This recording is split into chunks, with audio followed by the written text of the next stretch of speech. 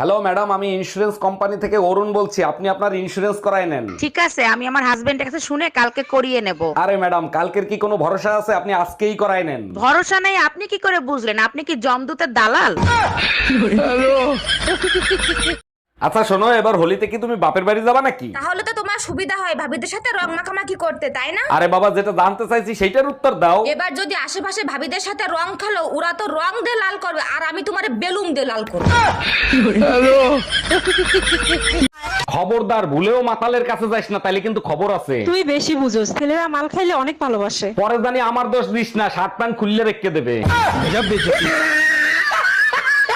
দেখেন অরুণ সাহেব, বাচ্চাকে বাঁচাতে পেরেছি, বাচ্চার মাকে রাখতে পারিনি। ও doctor, thank you so much, একসাথে দুইটা গুড নিউজ দেওয়ার জন্য। এত খুশি হয়েন না, বাচ্চার চেহারা দেখে বাচ্চার মা পলাইছে। আরে পলায় নাই, বউ কুরিয়ার সার্ভিসে চাকরি করে, ডেলিভারি দিয়ে চলে গেছে।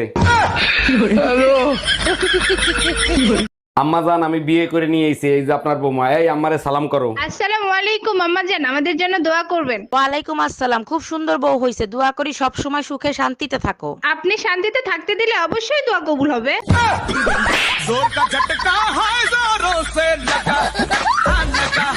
হ্যাপি হোলি শোনাবো, জীবনটা তোমার রঙিন হোক সব সময়। হ্যাপি হোলি বেহায়া জামাই, তোমার জীবনটাও রঙিন হোক সব সময়। আচ্ছা তোমরা মেয়েরা হোলি খেলো কেন? তোমরা তো এক এক সময় এক এক রং দেখাও। তোমরা হোলি খেলো কেন? তোমাদেরও তো বেলুন খুন্তি দিয়ে এক এক সময় এক এক কালার করে দেওয়া হয়।